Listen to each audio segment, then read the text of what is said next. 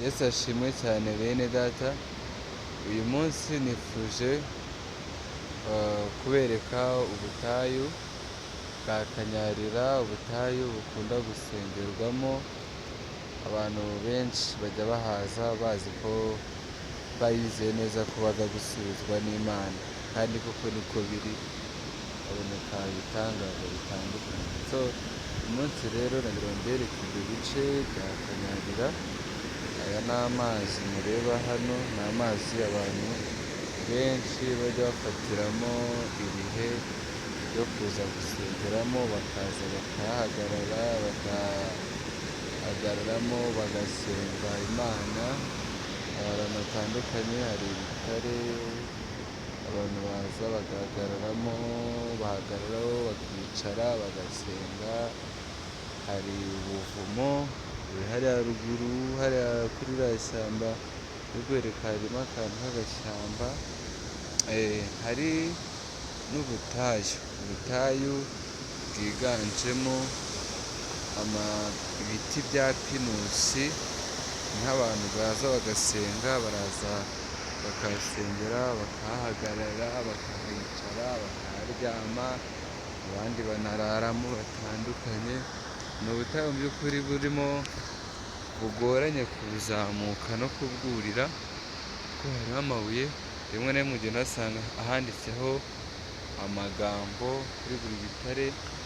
Ni amagambo abantu baza bakandikaho, wenda biterwa n'ibihe baba barimo na mesaje baba bifuza kubwira abantu bazahaza. Kandi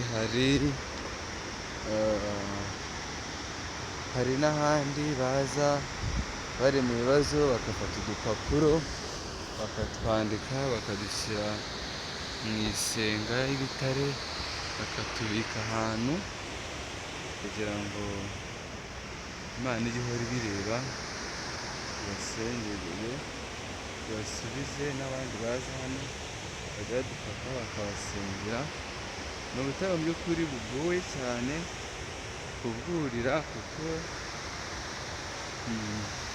harahanamye, ni ahantu hahanamye cyane ndetse bigoye cyane kuburira, ariko abantu bafatira ibihe bakaza bakahasengera.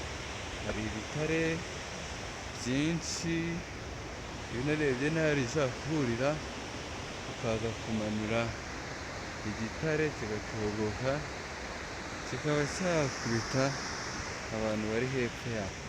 Iyo uri kumanuka kuri uwo musozi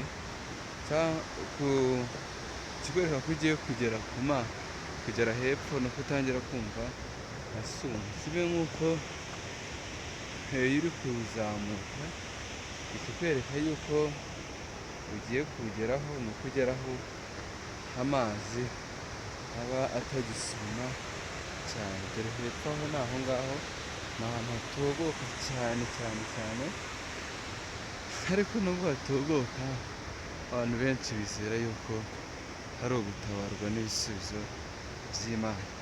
Barara bakahasenga rero bakahabonera Imana. Ni umusozi mu by'ukuri maze igihe kirekire usengerwamo, ntabwo ari uwa vuba, maze igihe kinini cyane rwose, cyane cyane usengerwamo, kandi bigaragara ko ari benshi basubirijwe bakahabonera Imana. Ushaka kwirira rero waza ukisengera, cyane ko uyu musozi mu gihugu wamenyekanye kuko ugira abantu benshi baza kuwusengeramo. Zose ni inzira abantu bagenda bazamukiramo, kandi hepfo twavuye rero ni aho ngaho. Ni ahantu hagoye cyane bazamuka. Abarundi barahaza cyane cyane turutse za Kigali, turutse za Cyangugu, abaturutse mu bice bitandukanye by'igihugu bajya bahaza basengera. Hirya yaho hari akandi gasozi bakita Kizabonwa, undi musozi nawo w'amasengesho, abantu bajya baza bakahasengera. Ufite rero igihe cyo kwerana n'Imana, ushobora kuza ukahasengera kuko ni ahantu heza hafasha umuntu ushaka gusenga kwihererana n'Imana, agasenga kandi abona ubwiza bw'Imana. Imana y'umugisha rero ni ibi nifuzaga kubasangiza, kandi gusenga dusengera mu butayu nabyo turabyemerewe, kuko gusenga agaciro kabyo si ubutayu ahubwo ni imbaraga twizeye ziri nk'ayo masengesho. Rero nimba uje gusengera hano ntuzivuge ko ari honyine Imana iri, kuko Imana ibera hose icyarimwe. Bita omnipresent, hose ibihari, hose ibihari cyane. Murabona nk'icyo gitare, iki ni igitare kimwe, hariya naho harimo, ni ahantu hahanamye cyane, mu by'ukuri kuhaza bisaba kuba koko wihanganye kandi wafashe igihe cyawe kugira ngo uze uhasengere. Yego, so Imana rero ntibera hano mu butayu, ibera hose icyarimwe, ahantu hose wayasengera, ariko uje hano bigufasha kuza kwihererana n'Imana. So Imana iguhe umugisha rero bakurikiye uyu musozi wa Kanyarira ibyawo, kandi ufite umwanya, ufite igihe, ushobora kuva muri Kigali cyangwa mu bice bitandukanye by'igihugu aho wibera, ukaza ukirera ukifatira ibihe byawe, cyane ko ni ahantu hatuje, ushobora kuza uri wenyine ukaganira n'Imana, cyangwa ukazana n'irindi tsinda ry'inshuti zawe musanzwe musengana, mugafatira ibihe, mukagenda mwumva musabanya n'Imana yanyu. Mukomeze kugirwa neza, muhabwe umugisha n'Imana.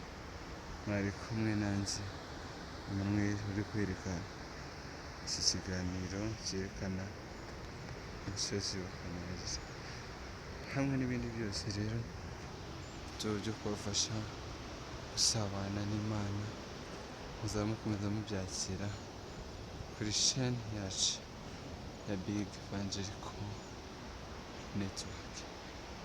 Imana iguhe umugisha, ariko uze wifatira igihe, uze wisengere, cyane ko uyu musozi uteye ibibazo byinshi, kuko harimo abakozi b'Imana bahazanye